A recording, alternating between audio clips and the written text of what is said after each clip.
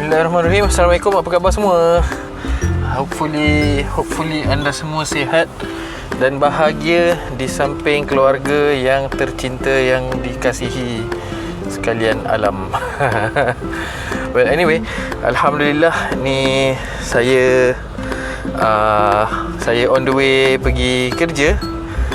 First day lepas kuarantin. Alhamdulillah, sebab first and second result negatif. Alhamdulillah. Most likely memang negatif lah. Kenapa saya cakap most likely? Sebab yang sampel kita ambil kan, swab, kita ambil daripada hidung kan. Kalau tengok video yang sebelum ni,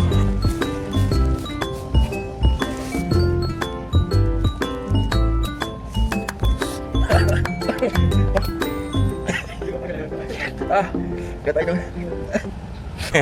ada ambil daripada hidung dengan tekak kan. So itu tempat yang kita ambil daripada tempat yang kemungkinan besar ada lah kan. Kalau kita hantar sampel tu, maksudnya cara kita collect sampel tu tak cukup ke, kebetulan tak dapat cache tempat yang virus tu duduk ke, ataupun terlalu awal kan simptom, mungkin boleh jadi false negatif. Tu maksud dia false negatif. False negatif ni maksudnya virus tu ada, kita cari virus tapi kita tak dapat detect. So dia jadi false negatif. Tapi sebab itulah kita buat 2 kali, nak make sure betul-betul chances untuk kita terlepas diagnosis tu rendah lah. Okay, anyway, so kalau rasa nak buat sebab nak bagi sedap hati sendiri, boleh je buat. Cumanya kalau kita faham prinsip dia, tak perlu buat pun dah okey. Sebabnya macam saya, kita ni healthcare, kategori healthcare worker, maksudnya petugas kesihatan. Petugas kesihatan, kita nak make sure betul-betul negatif, sebab kita ada risiko menyebarkan virus tu pula.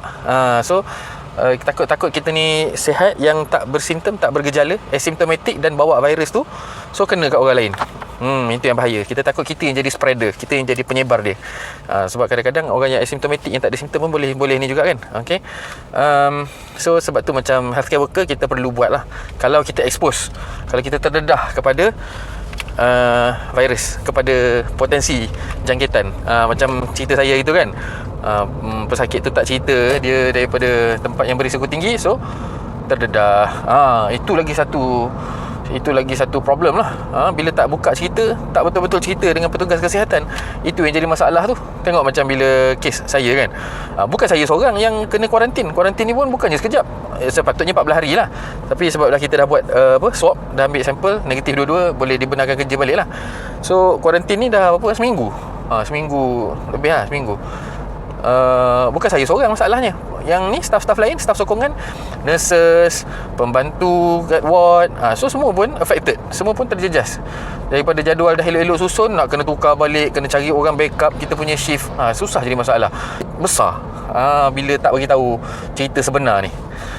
Lebih baik terlebih cerita daripada tak cerita langsung. Terlebih cerita tak apa, so biar ada high index of suspicion pada petugas kesihatan. The rest kita orang akan decide lah, maksudnya risky ke tak. Bukanlah semestinya semua yang rasa-rasa kena tu mesti kena. Ada juga yang dirasa macam dia kena tapi sebenarnya tak pun.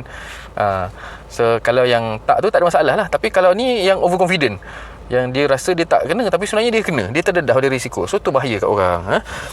Tapi ada juga orang yang terlebih panik ni, semua tempat pun dia rasa dia kena, dia tak keluar rumah sebulan pun, tiba-tiba dia ada batuk, takut ada virus lah pula, takut ada coronavirus. Lah mana logik kalau dia tak keluar rumah sepanjang MCO dia pun dia tak keluar pergi mana-mana sebulan lepas. Impossible lah dia dapat infection kan. Dia nak dapat daripada mana? Melainkan memang dia ternak virus tu kat rumah lah kan. Okay, so speaking of panic ni, panjang pemerhatian saya lah. Kita rakyat Malaysia ni kadang-kadang kita suka panik yang the feeling is valid, tapi jadi overreacting. Overreacting macam mana? Okay, contohnya kan, panik takut tak ada makanan, pergi beli roti banyak-banyak. Roti tu makanan cepat rosak kan, tak boleh nak simpan lama. Okay, orang kata boleh simpan dalam freezer tahan lama, fine. Tapi roti kejap je habis. Dia bulky, dia besar, dia tak boleh tahan lama. Tak boleh tahan lama in which, yelah, satu buku kecil roti gardenia tu kan, kalau family 4 orang tu rasanya sehari paling-paling 2 kali makan, habis lah, 2 kali guna. Contohnya panik, lepas tu beli Maggi banyak-banyak. Okay, Maggi dalam makanan tu bukan makanan asasi pun. Okay, memang dia makanan segera, senang nak buat, tapi dia dalam bulky. Okay, sebungkus Maggi ada 5 bungkus kan. Let's say makan satu group, satu family 5 orang, rasanya okey lah, sehari mungkin lah tahan kot. Kalau paling-paling sikit kita ration satu makanan kan, pagi makan sekali, petang makan sekali, habis lah. Dah lah dia besar, bulky, tak tahan lama, garam tinggi, tak sihat. So well, it is pseudo food, tapi dia bukannya sesuai untuk survival punya food lah. Saja nak share lah.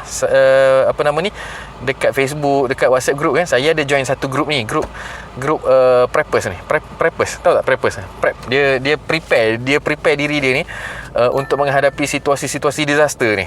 Dia ada a group of people yang sorry to say lah, bukan paranoid, tapi almost ke arah tu lah, ke arah menjadi paranoid. So orang-orang macam ni, dia sentiasa, orang kata, think of the worst but hoping for the best. Dia fikir kan, okey, kalau keadaan jadi macam zombie apocalypse macam mana contohnya, kalau jadi nuclear war macam mana. Dia suka fikir sampai ke tahap tu.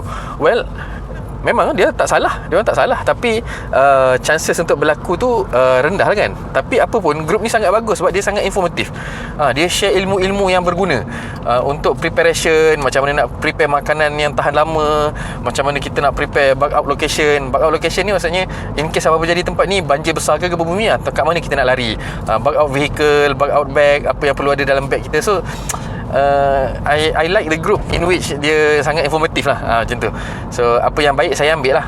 Jadi belajar daripada situlah yang saya faham. Kalau okay, let's say kita nak panik untuk survival kehidupan kan, untuk survival of the fittest, sepatutnya panik kita tu menyebabkan kita pergi mendapatkan makanan-makanan yang tahan lama, yang boleh supply banyak kan.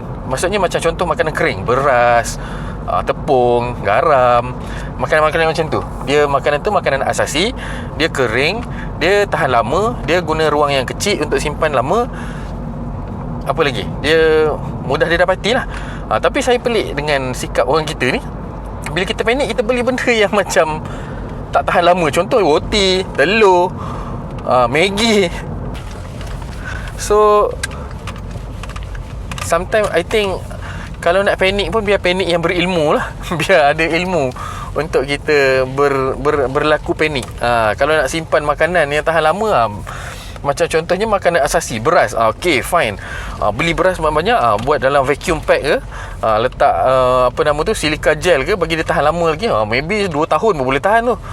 Dah lah, boleh simpan banyak. Makanan tu pun makanan asasi, makan pun kenyang. At least kalau tak ada lauk ke benda lain, makan beras, nasi saja dengan makan nasi saja dengan garam pun dah okey dah. Boleh lah telan lah tekak kita ni. Tepung. Tepung lagi satu senang. Tepung tu kecil je, tapi campur air boleh masak jadi roti ke, besar lah, kenyang lah makan tu. So itulah sajalah membebel sikit, saja nak share apa yang pemerhatian yang saya nampak lah sepanjang buat kita #stay at home ni. Macam tu.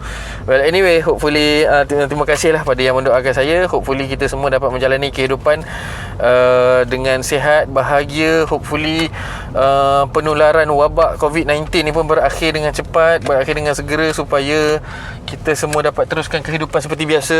Kita pun dah dekat dan menghampiri bulan Ramadan. Selamat bersedia untuk menyambut bulan Ramadan semua. Dan lepas Ramadan macam biasalah, Aidilfitri. So tengok banyak kerajaan-kerajaan negeri pun dah membatalkan hasrat untuk meneruskan bazar Ramadan. Jangan sedih, sebab bazar Ramadan tu bukannya tujuan utama kita dalam bulan Ramadan kan. Zaman Nabi tak ada bazar Ramadan kot. So bulan Ramadan ni adalah bulan untuk meningkatkan ketakwaan, pesta ibadah. Okay, anyway, jadi ustaz pula. Well, anyway, InsyaAllah berjumpa lagi kita. Terima kasih kerana terus bersama kami. Jangan lupa share, like dan subscribe channel Medit Viral. Sharekan video ni supaya rakan-rakan dapat ditontoni bersama rakan-rakan dan keluarga. Assalamualaikum warahmatullahi wabarakatuh. Bye.